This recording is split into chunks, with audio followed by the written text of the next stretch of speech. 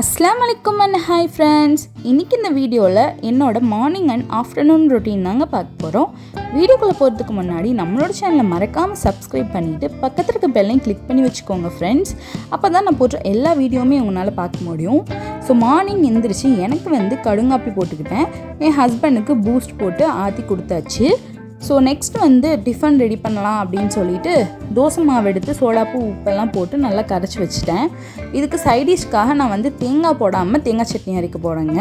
என்னடா தேங்காய் போடாமல் தேங்காய் சட்னி அது எப்படின்னு யோசிக்கிறீங்களா? ஆமாங்க, இந்த சட்னி தேங்காய் சட்னி மாதிரியே இருக்கும். ஆனால் இதில் நம்ம தேங்காய் போட மாட்டோம். இதை கண்டிப்பாக ட்ரை பண்ணி பாருங்கள். ஸோ இதுக்கு நான் ஆயில் எடுத்துக்கிட்டேன். ஆயில் நல்லா சூடானதும் அதில் 2 வெள்ளைப்பூடு 2 மிளகாவை கட் பண்ணி சேர்த்துக்கிட்டேன். அது கூடவே அரை பெரிய வெங்காயத்தையும் கட் பண்ணி சேர்த்துட்டு இதை நல்லா வதக்கி எடுத்துக்கலாம். இது கூடவே நம்ம சட்னிக்கு தேவையான அளவுக்கு உப்பு சேர்த்துக்கோங்க. உப்பு சேர்த்துட்டு இதை நல்லா வதக்கி எடுத்துக்கலாம். ஸோ இந்த அளவுக்கு கலர் வெங்காயம் சேஞ்ச் ஆனதுமே இது நல்லா ஆறுனதுக்கப்புறம் இந்த வதக்கின இந்த வெங்காயத்தை நம்ம மிக்சியில் சேர்த்துக்கலாம். இப்போ இது கூட நம்ம பொட்டுக்கடலை சேர்த்துக்கலாம். உங்களுக்கு எந்த அளவுக்கு பொட்டுக்கடலை வேணுமோ நீங்கள் அந்த அளவுக்கு சேர்த்துக்கலாம். இது கூடவே வேர்க்கடலையும் நீங்கள் சேர்த்துக்கலாம், அதுவும் நல்லா தான் இருக்கும். ஸோ நான் பொட்டுக்கடலையும் சேர்த்துட்டு அரைச்சி எடுத்துட்டேன். நல்லா தண்ணி விட்டு மையாக அரைச்சி எடுத்துக்கலாம்.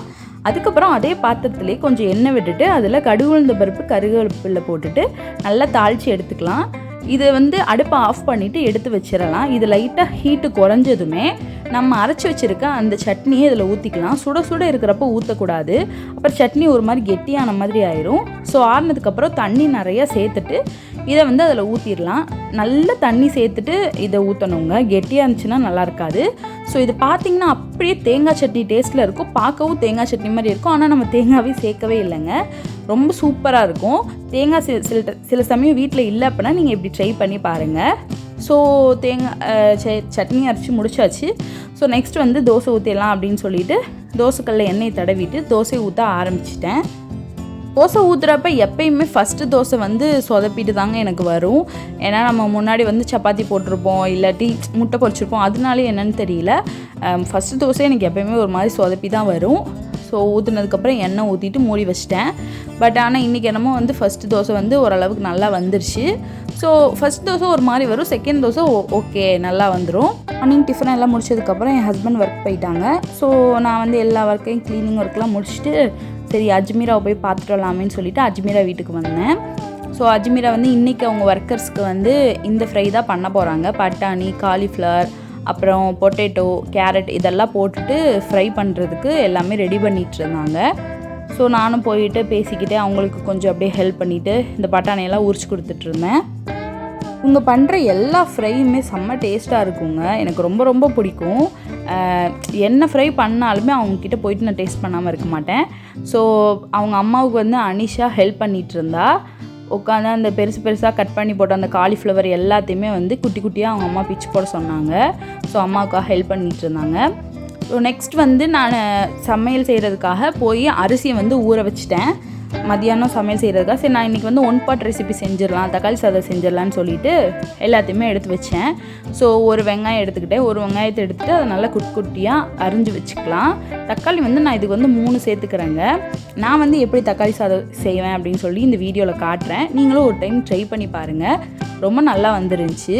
ஸோ இதுக்கு நான் ஒரு வெங்காயத்தை கட் பண்ணி எடுத்துக்கிட்டேன். அது கூடவே கருவேப்பிலை, ஒரே ஒரு பச்சை மிளகா. நான் இஞ்சி பூண்டு விழுது எப்பயுமே அரைச்சி வச்சுக்கிருவேங்க. அரைச்சி ஃப்ரீசரில் வச்சுருவேன். ஃப்ரீசரில் வச்சோம் அப்படின்னா அது டேஸ்ட் கொஞ்சம் கூட மாறாது. நம்ம யூஸ் பண்ணுறதுக்கு முன்னாடி எடுத்து அதை டீஃப்ரீஸ் பண்ணிக்கணும்.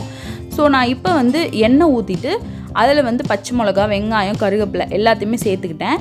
இது கூடவே அரை ஸ்பூன் சோம்பு சேர்த்துக்கலாம். சோம்பு சேர்த்தானா அப்படி தான் இந்த தக்காளி சாதம் நல்லா டேஸ்ட்டாக மணமாக இருக்கும். இது கூடவே நான் கட் பண்ணி வச்சுருக்க 3 தக்காளியையுமே சேர்த்துக்கிறேன். இது ஓரளவுக்கு நல்லா வதங்கினதும் இது கூட அரிசிக்கு தேவையான அளவுக்கு உப்பு சேர்த்துக்கிட்டேன். இப்போ இந்த தக்காளி ஓரளவுக்கு நல்லா மேஷ் ஆகி வதங்கினதுமே இதுக்குள்ளே நம்ம மசாலா எல்லாமே சேர்த்துக்கலாம். இஞ்சி பூண்டு டீஃப்ரீஸ், அதாவது இந்த ஐஸ் கட்டியாகவே இருக்குது. நான் முன்னாடியே எடுத்து வைக்க மறந்துட்டேன். ஸோ அப்படியே நான் அதை உடச்சி சேர்த்துக்கிறேன். அது கூடவே அரை ஸ்பூன் மிளகா பொடி, 1/4 ஸ்பூன் கரம் மசால் பொடி, ஒரு 1/4 ஸ்பூன் மஞ்சள் பொடி, அதுக்கப்புறம் கொஞ்சோண்டு இந்த தக்காளி பொடி இதையும் சேர்த்துக்கிறேன். சேர்த்துட்டு இதை நல்லா வதக்கி விட்டுக்கலாம். இது கூடவே கொஞ்சோண்டு மல்லித்தலை கட் பண்ணி சேர்த்துக்கிறேன். இவ்வளோதாங்க மசாலா, இவ்வளோதான். தக்காளி நல்லா வதங்கினதுமே அதில் அரிசிக்கு வந்து தேவையான அளவு தண்ணியை சேர்த்துக்கலாம். நான் வந்து 1 கப் அரிசிக்கு 2 கப் தண்ணி வச்சுருக்கேன். ஸோ அந்த ரேஷியோவில் வந்துட்டு நீங்கள் வந்து சேர்த்துக்கோங்க. தண்ணியை அரிசியெல்லாம் சேர்த்துட்டு நான் குக்கரை போட்டு மூடி வச்சிட்டேன். நெக்ஸ்ட் வந்து இந்த டிமார்ட்டில் வாங்கிட்டு வந்த இந்த பருப்பு எல்லாமே அந்த பேக்கிங்லேயே இருந்துச்சு. அதை எடுத்து நம்ம டப்பாவில் கொட்டி வைக்கலாம்னு எடுத்தேன். கட் பண்ணுறப்ப எல்லாமே கீழே கொட்டி போச்சுங்க. ஆல்ரெடி அது வந்து டேமேஜாக தான் இருந்துச்சு. அதனால் எல்லா இடத்துலையுமே சிந்தி கிடந்துச்சு. சரி சிந்தி கிடக்குதுன்னு சொல்லிட்டு டப்பாவில் எடுத்து கொட்டி வைக்கலான்னு பார்த்தா கடைசியில் ஃபுல்லாக கொட்டிடுச்சு. அதுக்கப்புறம் நான் அந்த கவரில் இருக்கிறத மட்டும் நான் டப்பாவில் எல்லாத்துலேயுமே கொட்டி வச்சுக்கிட்டேன். கீழே சிந்தினதெல்லாம் வந்து நான் இந்த டப்பாவில் போடலை. கீழே சிந்தினதை வந்து நம்ம டப்பாவில் போட்டோம் அப்படின்னா அந்த டப்பாவில் இருக்கிறத நம்ம ரொம்ப நாள் வரைக்கும் யூஸ் பண்ணுவோம். ஸோ அதனால் அது எனக்கு சுத்தமாக பிடிக்காது அப்படின்றனால நான் கீழே சிந்தினதெல்லாம் மட்டும் தனியாக அந்த தட்டில் வாரி வச்சுக்கிட்டேன். அதை நம்ம இப்போ உடனே யூஸ் பண்ணுறதுக்கு வாஷ் பண்ணி நம்ம யூஸ் பண்ணிக்கலாம், அந்த டப்பாவில் சேர்க்காம அப்படின்னு சொல்லிட்டு தனியாக எடுத்து வச்சு ஒரு கவரில் கட்டி எடுத்து வச்சிட்டேன். ஸோ எல்லாத்தையுமே வந்துட்டு க்ளீன் பண்ணுறது எல்லாத்தையுமே க்ளீன் பண்ணி முடிச்சாச்சு. அந்த அரிசி வேகிற கேப்லேயே வந்து கிச்சனை ஃபுல்லாக க்ளீன் பண்ணி எடுத்து வச்சாச்சு. நெக்ஸ்ட்டு சாப்பாட்டுக்கு சைடிஷ்காக அப்பளம் பொரிச்சிக்கலாம் அப்படின்னு சொல்லிட்டு எண்ணெயை ஒரு வடைச்செடியில் ஊற்றிட்டுருக்கேன். நான் வந்து இன்றைக்கி எந்த ஒரு ஃப்ரையுமே பண்ணலைங்க. அப்புறம் வந்து ஃபஸ்ட்டு வந்து இந்த அரிசி வடகத்தை வறுத்துக்கிட்டேன். இந்த அரிசி வடகம் எங்கே வாங்கினேன்னு பார்த்தீங்கன்னா டிமார்ட்டில் தாங்க வாங்கினேன். ரேட்டும் ரொம்ப பரவாயில்ல, டேஸ்ட்டும் சூப்பராக இருந்துச்சு. அது கூடவே இந்த கொஞ்சம் வெங்காய வடகத்தையும் வறுத்து எடுத்துக்கிட்டேன். ஒரே வடகம் சாப்பிட்டோம் அப்படின்னா நல்லா இருக்காது அப்படின்றதுக்காக எல்லா வடகத்துலையுமே கொஞ்சம் கொஞ்சம் எப்பயுமே வறுத்துப்பேன். நெக்ஸ்ட்டு என்னோடய ஃபேவரெட்டு இந்த வடகம் தாங்க. இது எனக்கு ரொம்ப பிடிக்கும்.